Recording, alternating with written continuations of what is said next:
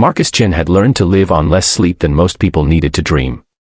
At 34 years old, he perfected the art of existing on 5 hours of rest and pure determination.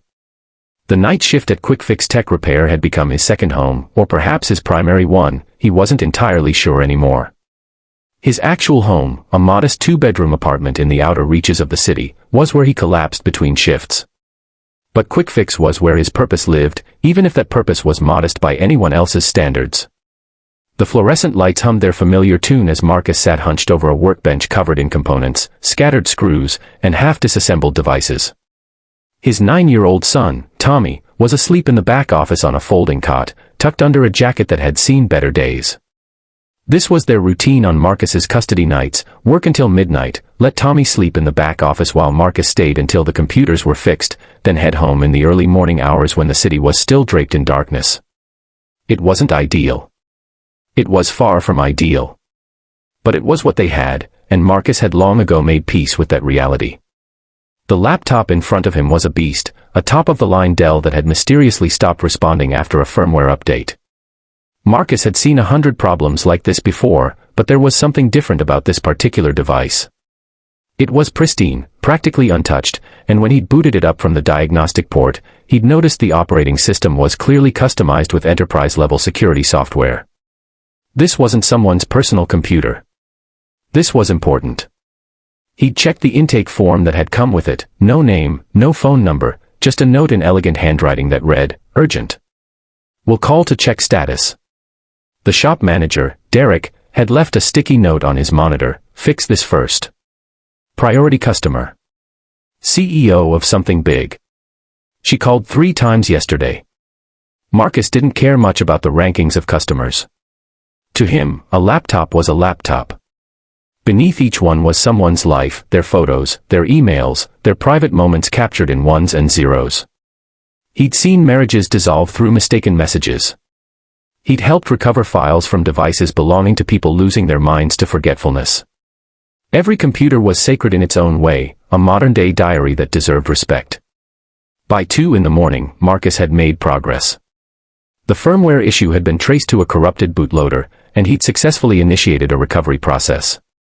As he waited for the system to rebuild itself, he decided to do a quick scan for any additional hardware problems.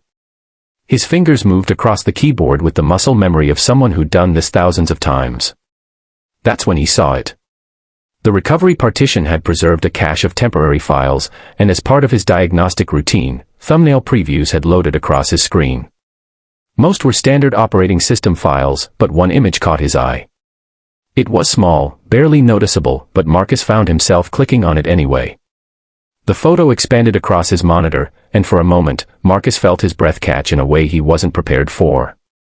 It was a photograph of a young girl, maybe 8 or 9 years old, sitting on a sunny porch. She had dark hair pulled back in a neat braid and was holding a science fair blue ribbon in one hand, her other hand resting on the shoulder of a tall woman beside her. The woman in the photograph was smiling, truly smiling, not the corporate boardroom smile that graced the professional headshots Marcus had seen before, but something genuine and unguarded. The woman was clearly much younger in this photo, perhaps in her late 20s, but it was unmistakably the same person whose laptop sat in front of him. Victoria Huang. The CEO. The woman who Derek had said had called 3 times. But it wasn't just the image of the CEO that had frozen Marcus in place. It was the girl. Because the girl in that photograph had the same dark eyes as the woman beside her, the same curve to their smiles, the same way of tilting their head slightly to the left. And as Marcus stared at that image, something in his chest tightened with a recognition he couldn't quite name. He closed the file immediately, his face flushing with the guilt of intrusion. He shouldn't have looked. He knew better. Privacy was sacred, especially in this business. He'd built his entire professional reputation on discretion, on the understanding that what he saw on people's computers stayed on their computers. Yet here he was, 3 in the morning, having glimpsed something deeply personal. Marcus rubbed his eyes and forced himself to refocus on the task at hand. The recovery process had completed. The system was stabilizing. He ran the final diagnostics, confirmed that the hardware was sound, and made notes in the repair log: bootloader corruption, repaired. System tested and fully operational. Ready for pickup. He was about to log off when his phone buzzed. A text message from his ex-wife, Jennifer. Tommy left his soccer jersey at my place. Can you get it? His tournament is Saturday. Marcus closed his eyes. Saturday. Right. The tournament he'd been planning for months, rearranging his work schedule, saving money for the entry fees. Jennifer knew about it. She'd confirmed it 2 weeks ago when they discussed custody for the month. Yet somehow, Tommy's jersey had been forgotten at her place, and now it would be his responsibility to retrieve it during hours when he couldn't afford to lose work time. He typed back, "I'll get it Friday before pickup." Then he set the phone down and returned to the laptop. By 4:30 in the morning, Marcus had finished every repair on the queue. He shut down his workstation, made sure Tommy was still peacefully asleep in the back office, and allowed himself a moment of exhaustion. His shoulders ached. His lower back protested every movement. His eyes felt like sandpaper. At 34, he sometimes felt ancient. This was his life. This was what single parenthood looked like in the real world, not the Instagram version. It was working nights, it was forgotten soccer jerseys, it was the constant calculation of which bills could wait another week. It was love, absolute and unwavering love for his son, combined with a low-level anxiety that never quite went away, the fear that he wasn't doing enough, that Tommy deserved better, that somehow his son's life had been diminished by the choices Marcus and Jennifer had made. He checked his watch. 5 more hours until the shop opened and Derek would arrive to start the day shift. Marcus could close his eyes for a bit, maybe sleep in the manager's chair while Tommy napped in the office.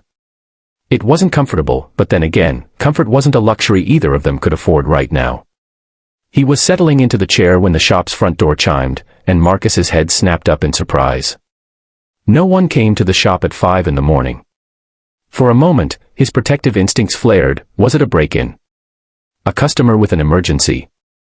Then a woman stepped through the glass doors, and the fluorescent lights caught her face.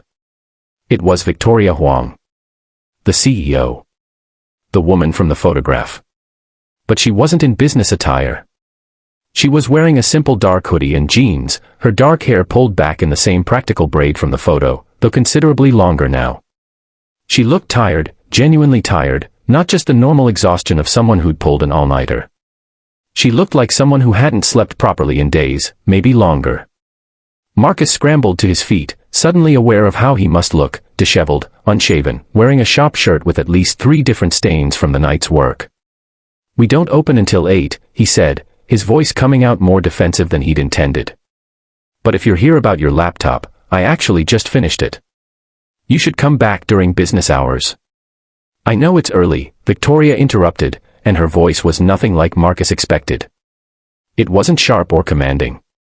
It was gentle, almost apologetic. "I couldn't sleep. I had my driver bring me here instead of going home. I needed my laptop fixed today. It's my son's birthday, and there's a photo on there I promised him I'd print and frame." She stepped further into the shop, and Marcus noticed that her hands were trembling slightly. "That's not the reason I'm really here, though," she continued, and something about the honesty in her voice made Marcus stay quiet instead of offering the standard service industry reassurance. "Derek, the manager, he mentioned you were the one working the night shift. That you specifically asked to take the night shift so you could have more time with your son during the day. That you've been working here for 3 years, and in all that time, no customer has ever complained about your work. That you once spent an entire evening helping an elderly woman recover photos from her hard drive after her husband died, and you didn't charge her anything because you said it was the right thing to do." Marcus felt his face flush deeper than it already had been. "I need to ask you something," Victoria said, and now she stepped close enough to the counter that Marcus could see the detail in her eyes, the same eyes as the girl in the photograph. "And I need you to answer honestly, no matter how strange the question seems." Marcus's heart was pounding in his chest, though he couldn't explain why. "Okay," he said carefully. Victoria took a breath. "I'm starting a new division at my company. An entire department dedicated to something I've been wanting to do for years, helping small businesses get back on their feet. Providing IT infrastructure support, business consulting, mentorship. I've been looking for a head of that division for months, and I haven't found anyone who feels right. But Derek told me about you, and more than that, I saw the care you took with my laptop. In a society that's increasingly about shortcuts and profit margins, I saw someone who still believed